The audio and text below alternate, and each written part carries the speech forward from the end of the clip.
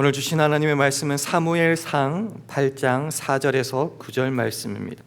이스라엘 모든 장로가 모여 라마에 있는 사무엘에게 나아가서 그에게 이르되 보소서 당신은 늙고 당신의 아들들은 당신의 행위를 따르지 아니하니 열방과 같이 우리에게 왕을 세워 우리를 다스리게 하소서 한지라.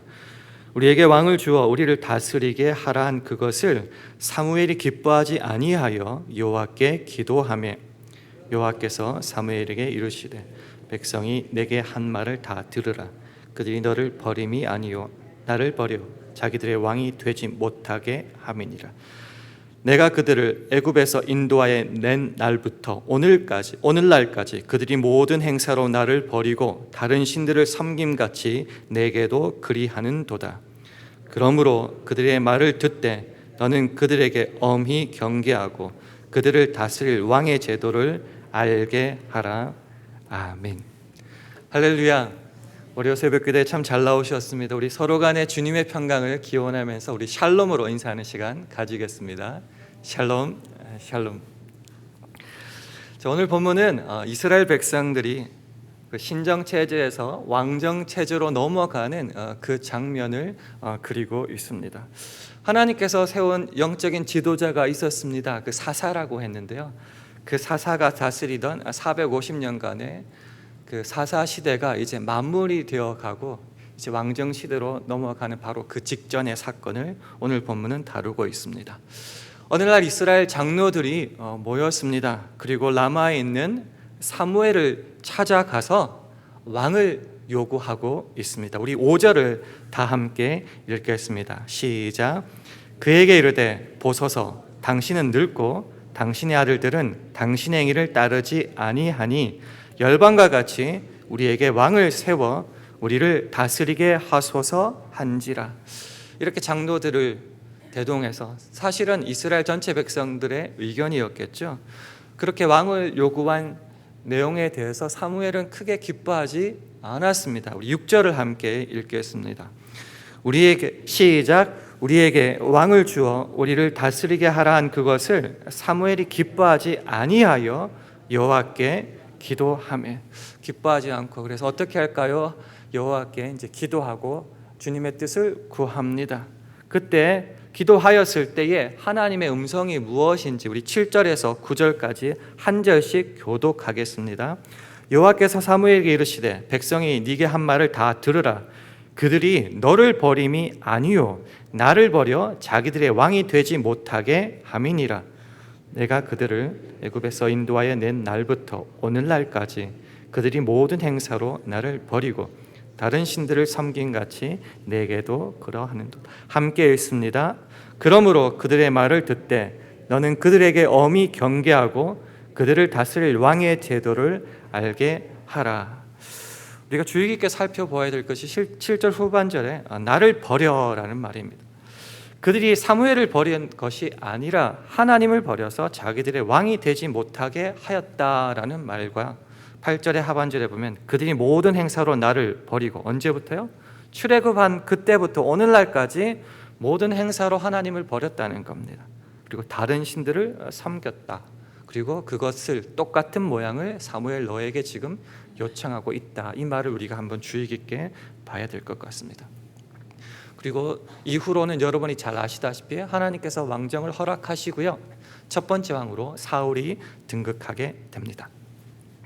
오늘 이 본문을 가지고 우리는 한 가지만 한번 살펴봤으면 좋겠습니다.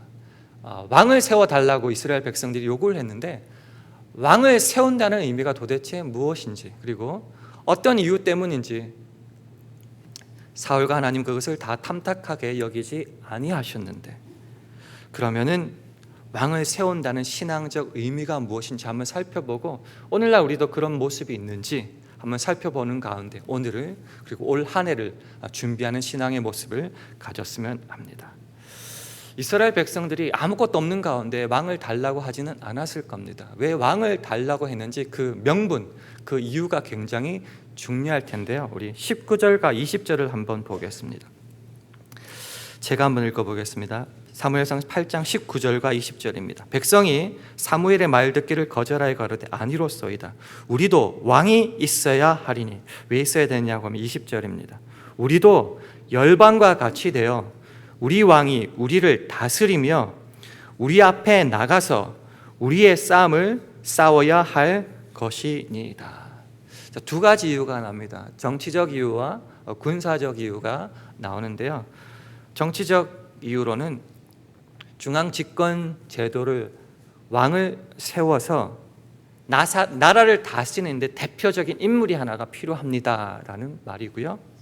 군사적으로는 열방의 다른 나라, 이방 나라를 보니까 참 강성하고 잘 나가고 있던데 왠지 보니까 군사적 지도자가 있어서 그런 것 같습니다. 우리도 어떤 일들이 터졌을 때에, 전쟁이 일어났을 때에 그 적국의 위협에서 나라를 지켜서 앞장서 나가는 군사적 지도자, 왕이죠, 세웠으면 좋겠습니다. 정치적, 이런 군사적, 국방의 의무, 어떤 이유겠죠. 그런 이유 때문에 왕을 세웠으면 좋겠습니다라고 말하고 있습니다. 일견 타당한 것 같고 맞는 말 같지만은요, 여기서 우리가 중요하게 살펴봐야 될 것이 이스라엘의 정체성이 어디에 있냐고 하는 겁니다. 이스라엘은 어떤 나라입니까? 사람들이 어떤 의도와 계획을 세워서 그렇게 이끌어 나가는 나라가 아니라 하나님께서 지목하여 그들을 부르시고 하나님만이 모든 일의 주인이 되시고 해답이 되시고 보호자가 되시고, 우리의 표현대로 하나님만이 우리의 아버지가 되어서 다스리는 나라가 이스라엘 나라였습니다. 이 말을 조금 더 풀어서 말을 하자면은 하나님께서 우리의 보호자, 해답이 되시는데 어떤 부분에서 되시느냐고 하면은 모든 살아가는 정영역에서 하나님이 우리의 보호자가 되시고 우리의 해답이 되신다는 것입니다. 그런데 이스라엘 백성들이 장로를 대표하여서 나와서 요구한 것은, 그런데 하나님, 그런 전체적인 영역에서 하나님이 우리의 주인 되신다는 것이 믿op지 않습니다. 최소한 정치적 부분에서는, 최소한 군사적인 부분에서는 하나님 조금 물러나시고 우리 인간들의 대표적인 왕이 나서서 우리를 다스리게 하여 주시옵소서. 하나님이 이스라엘 백성을 전 영역에서 다스리는 부분에서 좀 물러가시고, 그렇다고 아예 뒷방 늙은이로 빠지시라는 것이 아니시고요, 최소한 정치적, 군사적 부분에서만 좀 빠져주시면 감사하겠습니다라는 것이죠. 이런 이유로 사무엘이, 그리고 하나님이 기뻐하지 않는다는 것입니다. 그런데요, 이스라엘 백성들이 갑자기 배반을 일으켜서 이런 요구를 한 것이 아닙니다. 실제 삶을 되돌아보면, 그들의 현실적인 문제를 살펴보면 이해가 될 것도 같습니다. 이스라엘 백성들이 왕을 요구한 데에는 좀 심각한 문제들이 있었습니다. 오늘 사무엘상 8장 1절에서 3절을 한번 보겠습니다. 사무엘상 8장 1절에서 3절까지 한 절씩 교독하겠습니다. 사무엘이 늙음에 그 아들 둘로 이스라엘 사사를 삼으니 장자 이름은 요엘이요 차자 이름은 아비아라. 그들이 브엘세바에서 사사가 되니라. 함께 읽습니다. 그 아들들이 그 아비의 행위를 따르지 아니하고 이를 따라서 뇌물을 취하고 판결을 굽게 하니라. 여기서 이라는 것은 이익을 말하는 거죠. 좀 쉽게 세번역으로 읽어드리면 이렇습니다. 그러나 그 아들들은 아버지의 길을 따라 살지 않고 돈벌이에만 정신이 팔려 뇌물을 받고서 치우치게 재판을 하였다. 이렇게 나와 있습니다. 사사시대 마지막에 이르러서 부패가 일어난 것입니다. 사무엘은 늙었고 그 아들들이, 두 아들이 사사가 되었는데 돈벌이에만 정신이 팔렸다는 겁니다. 재물을 받아서 판결을 어지럽게 한다는 것입니다.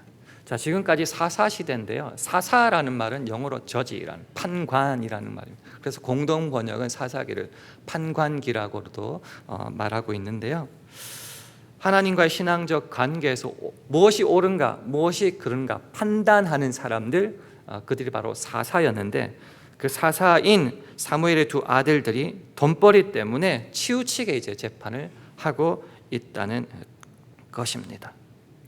자, 사사들이 다스리는 그날 하나님만으로 충분하였고 대표적인 종교적 지도자 사사로 말미암아 어떠한 전쟁에서도 그래도 하나님께서 보호하심을 따라서 여기까지 왔는데, 그 사사들이 지금 돈벌이에 치우쳐서 바로 행하지 못하고 나라는 그로 말미암아 고통을 겪고 있다는 것입니다.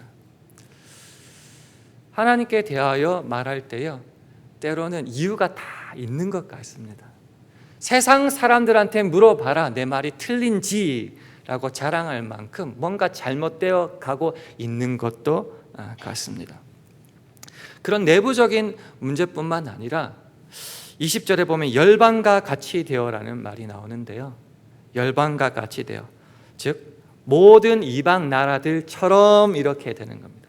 눈을 밖으로 돌려서 보니까 다른 나라들은 굉장히 강해 보여서 그래서 우리나라를 침략하는 것 같이 보인다라는 겁니다. 어떤 나라가 있었냐? 이집트, 애굽이 있었죠. 그 이집트는 파라오, 왕이 다스린 군주 제도를 가지고 있는 나라인데 강성해 보인다. 블레셋 5방백, 영주, 오늘날로 영주 제도를 말하는 겁니다.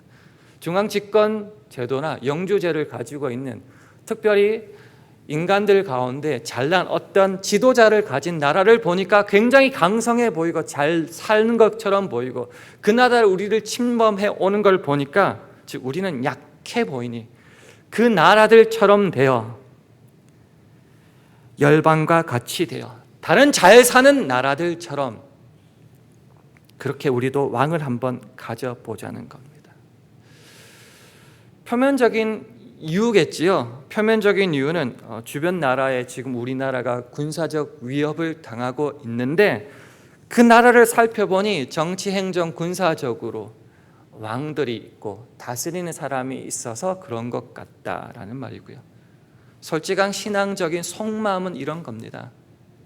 하나님만으로는 만족하며 못 살겠습니다라는 것이죠. 이게 핵심이라는 겁니다.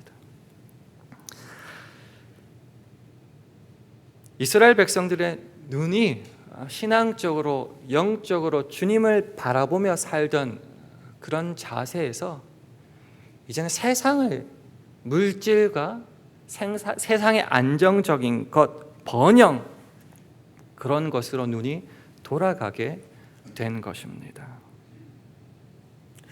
이것이 우리가 오늘 읽었던 본문에서 이스라엘 백성들이 왕을 요구하게 되는 실제적인 배경이라는 것입니다. 이웃나라의 화려한 문명들, 잘 살고 있는 모습들, 군사의 강성함, 그것이 이스라엘 백성에게는 굉장한 유혹이 된 것입니다. 그리고 어디까지 갔느냐? 하나님만으로는 만족할 수 없습니다. 하나님이 우리의 왕이 되는 것을 우리는 그렇게 원하지 않습니다. 그러니 우리에게 왕을 주십시오. 하나님 당신 말고 왕을 허락하여 주십시오. 신앙의 정체성을 포기하게 되는 그 순간이라는 것입니다. 이것이 이스라엘 백성들만의 모습일까 우리가 한번 살펴보기를 원합니다. 이제 2020년을 우리가 시작하였고요. 또한 아무개 이름으로 사는 것도 있지만은 우리가 하나님의 자녀인 신자로서 살아가게 되는데, 신자로서 살아갈 때에 올 한 해 우리가 살아가야 될 신앙의 정체성, 신앙의 중요한 싸움이 어디에 있을까 한번 돌이켜보면 여기에 있는 것 같습니다. 삶의 전체적인 영역에서 하나님을 아버지로 모시고 하나님만으로 만족하며 살아가는 것이라는 겁니다. 우리가 이스라엘 역사상에서 우상 숭배의 위험성을 바라보게 됩니다. 우상 숭배라는 것이 하나님은 무조건 내팽개치고 우상만 섬기는 것이 아닙니다. 하나님은 알고 있고 예배도 드리는데 하나님만으로 다 커버가 안 된다는 거죠, 쉽게 말하면. 그래서 아이를 낳는 일에는, 농사를 짓는 일에는, 목축을 하는 일에는 다른 신을 섬기는 겁니다. 쉽게 설명을 드릴까요? 주일은 교회에 나와야 되니까 하나님을 섬기고, 새벽에는 기도하니까 새벽에는 하나님을 의지하는데 실제로 가정에 돌아가서는 직장을 아니면 사업을 하는 그 과정에서는 하나님은 좀 물러나시고 내가 전문가니까 내가 아니면 다른 어떤 것을 주인으로 삼고 살아가게 된다는 것입니다. 왜 그럴까요? 이유는 참 많은 것 같습니다. 이스라엘 백성이 사무엘은 늙었고 두 아들은 치우치게 재판을 하여서 아니면 다른 왕정 제도를 가진 나라가 강성하게 보여서 그런 것처럼 우리들도 예수를 믿어서 예수 참 잘 믿었다는 증거를 세상의 물질과 세상의 성공으로만 증명하려고 할 때에 우리는 하나님만으로 만족할 수 없고 다른 이방 나라들처럼 열방과 같이 우리 또 눈을 하나님께로부터 다른 곳으로 돌리게 된다는 것입니다. 그리고 하는 말이 뭐죠? 왕을 주십시오. 왕을 주십시오. 그렇다고 하나님 다 버리는 것이 아니고요. 최소한 정치적, 군사적 부분에서는 돈 버는 일에서는 애를 키우는 데에서는 하나님은 좀 물러나시고 학원이 중요하고 좋은 학교가 중요하고 신앙보다는 그것이 중요하다고 우리가 외치지는 않습니까? 그래서 오늘 하루는 이것을 한번 확인했으면 좋겠습니다. 우리가 안녕하세요라고 인사하는데요. 우리의 신앙은 신자로서의 신앙은 오늘 안녕한가라는 것이죠. 오늘 또 정말 신자로서 살아가는 우리의 삶 가운데 전 영역에서 하나님만을 우리의 주인으로 아버지로 보호자로 유일한 답으로 모시고 살아가고 있느냐라는 것입니다. 우리가 분명히 기억해야 될 것은 하나님만을 왕으로 모시고 살아가는 삶이 그렇게 녹록지는 않다는 겁니다. 그리고 하나님으로부터 떠나는 이유는 참으로 여러 가지가 많습니다. 그리고 찾아볼 때 그 이유들이 우리의 눈에 쏙쏙 박히게 됩니다. 다시 한번 말하지만은 사무엘은 늙었습니다. 그 두 아들은 치우치게 재판을 하고 있습니다. 이웃 나라가 우리를 자꾸 괴롭히는데 그 나라는 왕을 가지고 있어서 잘 살고 있는 것처럼 보입니다. 언제든지 신앙상 핑계거리는 차고 넘치는 것 같습니다.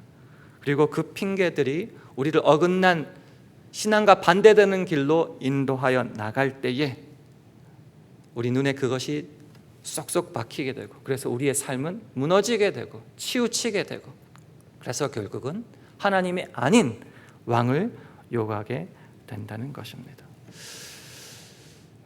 본문을 마무리하면서 한번 우리의 삶을 되돌아보고 오늘 올 한 해 우리의 계획들 그리고 오늘을 살아가는 우리의 기대를 한번 봤으면 좋겠습니다. 정말 하나님만이 전부인 인생을 준비하고 계획하고 살아가고 있습니까?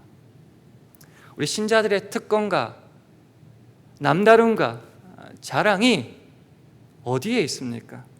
우리가 정말 기도 열심히 하고 신앙을 잘 믿어 산다는 그 마지막 증거가 어쩌면 세상의 자랑과 부요함과 그들 위에 서는 것에 있지는 않습니까?